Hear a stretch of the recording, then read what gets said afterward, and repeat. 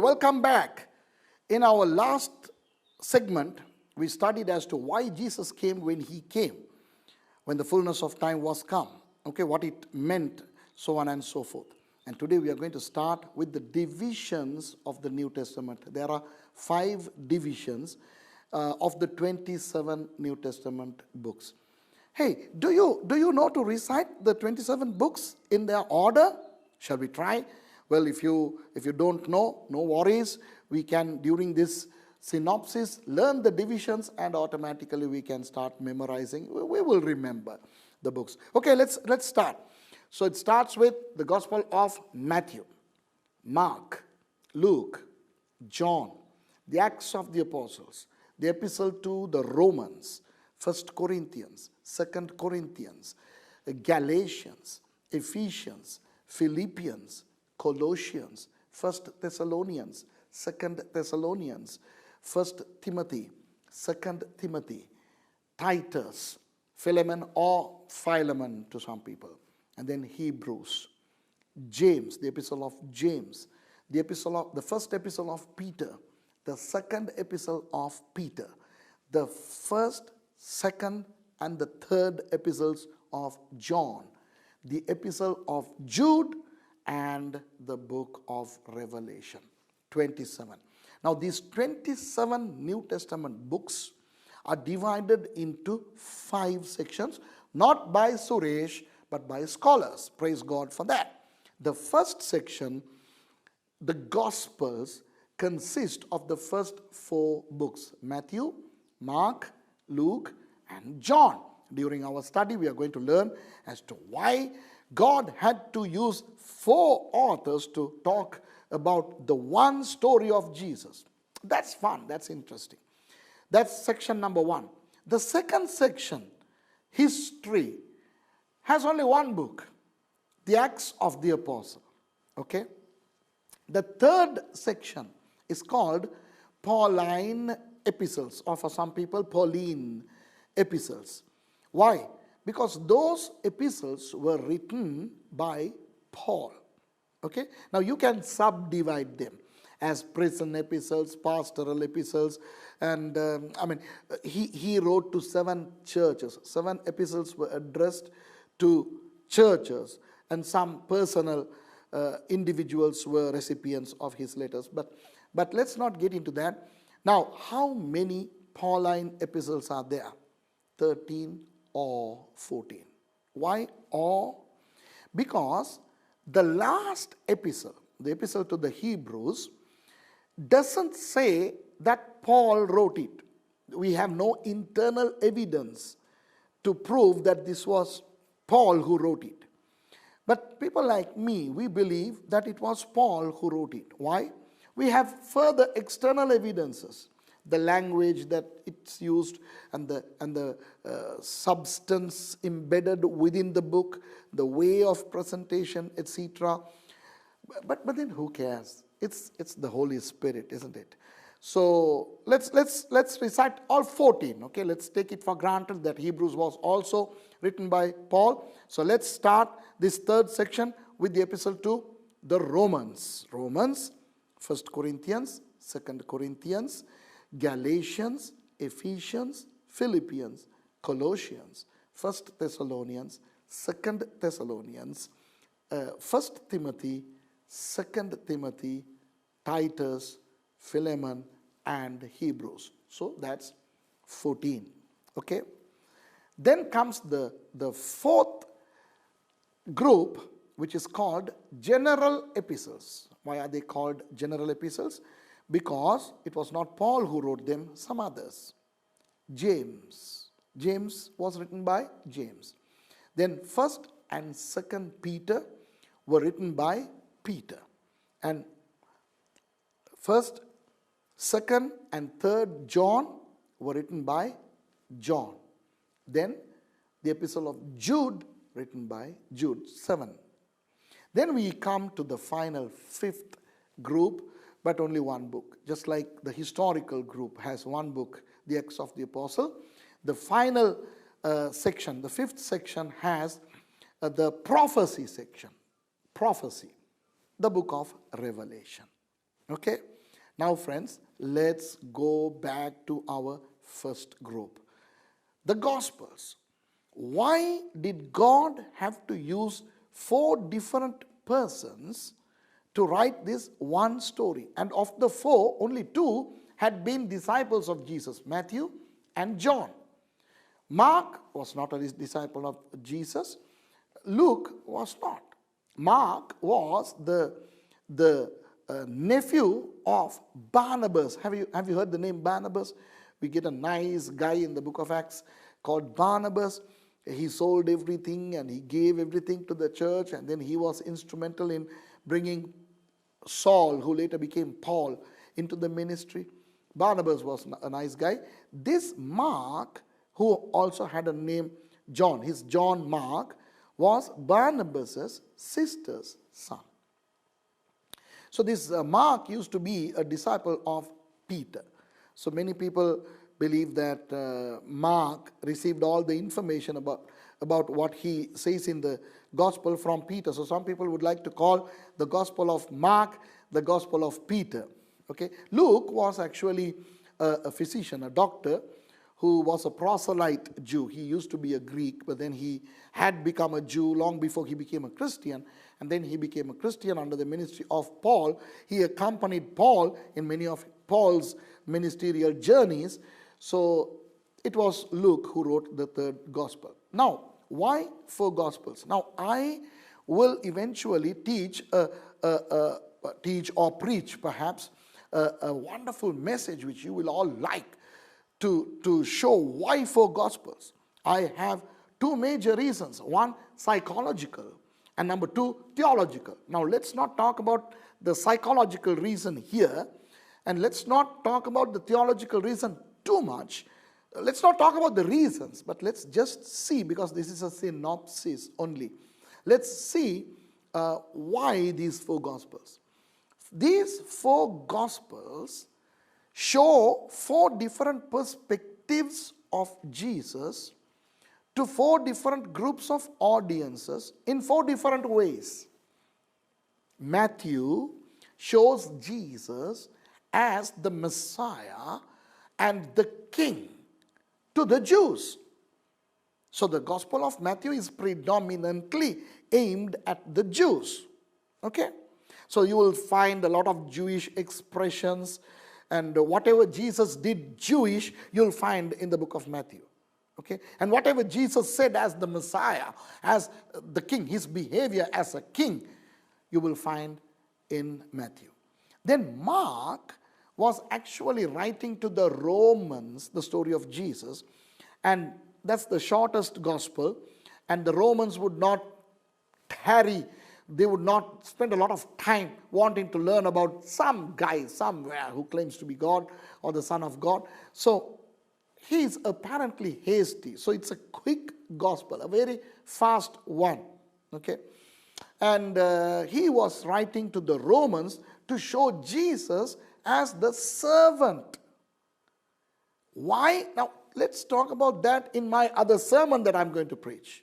Okay, so Mark shows Jesus to the Romans as the servant. Then comes Luke. Luke addressed his gospel to a guy called Theophilus. Some scholars speculate this Theophilus to be a proselyte Jew who was also a fellow physician. And they say that Luke and Theophilus studied in the medical school together. They were buddies, they were friends, colleagues. Now, we don't know how authentic this is, but then who cares? But then this physician writes his book to the Greeks to show Jesus as the Son of Man. So you would see Jesus' human nature very explicitly demonstrated in the Gospel of Luke. Now that's why, my dear friends, if you watched movies of Jesus, there are many versions of the Jesus movie, right? They usually base the movie on the Gospel of Luke than the other 3. Because Luke contains a lot of information, a lot of the human side of Jesus, so on and so forth. Then comes the 4th Gospel, John. John, just like Matthew, wrote to the Jews, but not to show Jesus as the Messiah or the King, like the way Matthew does, but to show Jesus as the Son of God or even God. Look how he starts. In the beginning was the Word. The Word was with God, and the Word was God. He's starting that. He's not talking about Bethlehem. He's not talking about the star. He's not talking about the Magi. He's not talking about anything else, but he starts in heaven. The Gospel of John starts in heaven, in the beginning. Ooh, just like Genesis 1:1. In the beginning. And then in verse 14, he says, that Word became flesh. Interesting, eh? He has 21 chapters. And yet he chooses to inscribe only 7 miracles of Jesus. There are 8 actually, but the 8th one is in chapter 21. That's after Jesus rose again from the dead. But the miracles that performed before going to the cross were many, thousands. But John chooses only 7. And in those 7 miracles, he is showing the divinity of Jesus.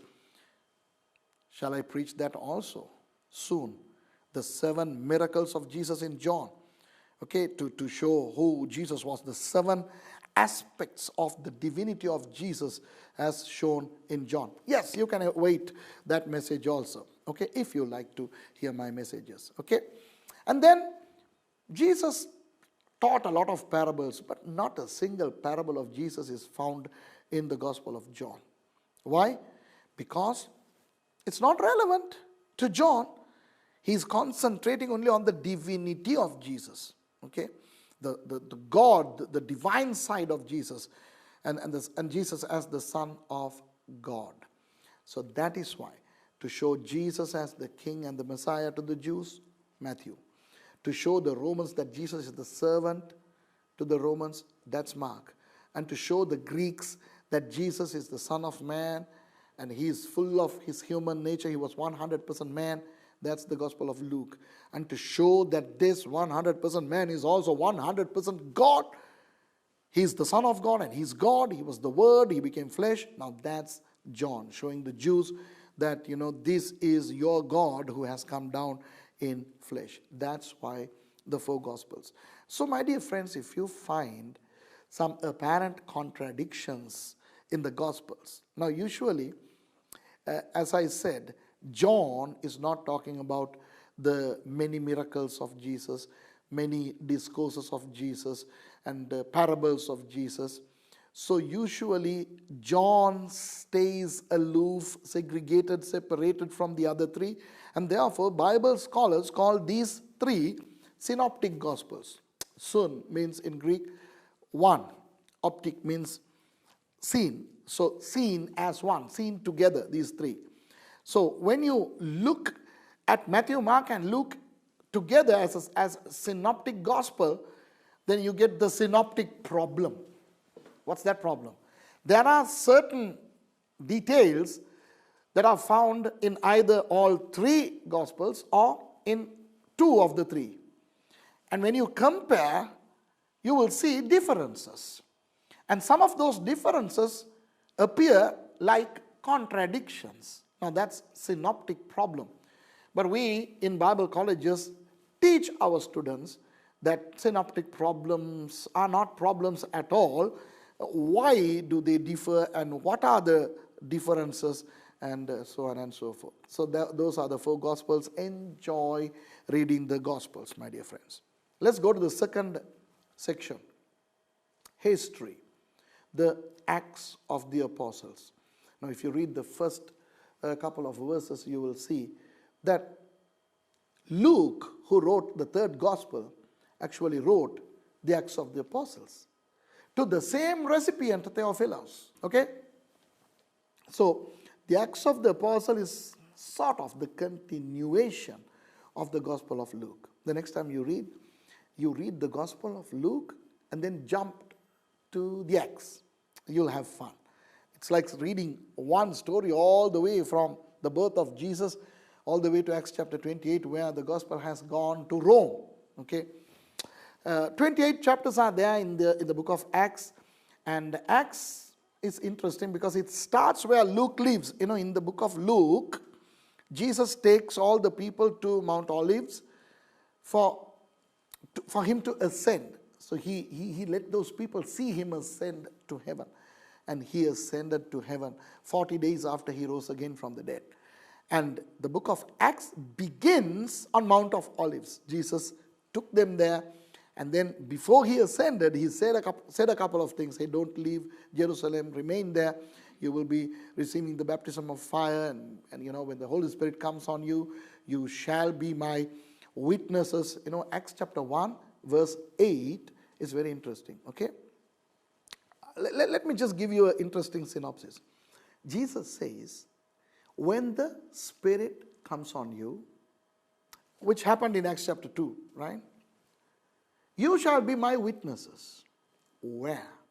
In Jerusalem. Look at the order. Jerusalem, Judea, Samaria, and to the utmost parts of the earth. Now, if you look at how the gospel spread in the book of Acts, you will see this order. Okay? They were supposed to remain in Jerusalem, which they did. And the Spirit of God fell on them when they were in Jerusalem, in the upper room. Remember Acts chapter 2? And Peter starts to preach the first sermon there in Acts chapter 2, based on Joel chapter 2. So the first Christian sermon was preached in Jerusalem. About 3,000 people got saved and baptized. And the church started. The church started in Jerusalem. The first baptism, the Christian baptism, happened in Jerusalem. Okay? And then, if you look at the book of Acts, and if you go to Acts chapter 6, you'll see that when the disciples grew, there were some problems, mealtime problems between the Grecian Christians and the Jewish Christians. And then 7 deacons were appointed. Now, I don't know how in your church they interpret the word deacon, how you see the ministry of a deacon is, but diakonoia means a slave. It's another word for doulos, okay? So that's somebody who is like a servant. Now, I don't know whether your deacons are servants or bosses. Now, that's up to you. Let's not get into those things here. 7 deacons were appointed, one of who was a guy called Philip. Now, don't confuse the 2 Philips. There was a disciple of Jesus who was also a Philip. But then one of the deacons of Acts chapter 6 was also Philip.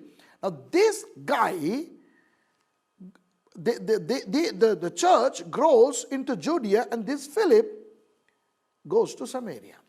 So the church starts in Jerusalem and grows and expands into Judea, which is the immediate vicinity of Jerusalem. And then the gospel goes from Judea into Samaria with Philip. When Philip was there, God suddenly told Philip one day, hey, now you better get up and run to the south. You go all the way to the southern tip of Israel, Beersheba, and then continue into the Negev and you'll find somebody. Who is that somebody? That somebody was an Ethiopian minister, a eunuch. In those days, in palaces, you get eunuchs as very high officials. Now, there was this Ethiopian eunuch. He must have been a Jew because he came to Jerusalem, stayed there for some time for the Jewish religious purposes. And then he was returning, and on his return, he was reading the book of Isaiah. Obviously, he was a Jew. And Philip runs alongside the chariot and he asks this Ethiopian eunuch, excuse me, sir, do you understand what you're reading? And the Ethiopian guy says, well, no, not really. If nobody explains to me, how can I explain? Then Philip says, can I explain? Then the Ethiopian guy says, come on up here. Sit with me and explain. And then Philip preaches the gospel to this Ethiopian guy. And that guy gets saved. And he says, all of a sudden they come to a place where there is water. And then this Ethiopian guy asks Philip, there is water. Is there any obstacle for me to be baptized? Philip says, no, come. And then Philip baptizes this guy, and then the Spirit of God takes Philip away, and that guy very happily goes to Ethiopia. So the Ethiopian guy, he comes from the utmost parts of the earth. Remember Esther 1:1, from India to Cush, India to Ethiopia. So Ethiopia was the utmost part of the earth. So the gospel goes to the utmost parts of the earth from a guy who came from Samaria. Interesting, right? Now this man, the Ethiopian eunuch, was in Jerusalem all these days. He was visiting Jerusalem. I don't know for how many days, but for however many days he was in Jerusalem. And who were there in Jerusalem? The apostles, even the apostles who were disciples of Jesus. This Philip was just a deacon, whereas in Jerusalem there were real apostles, powerful guys.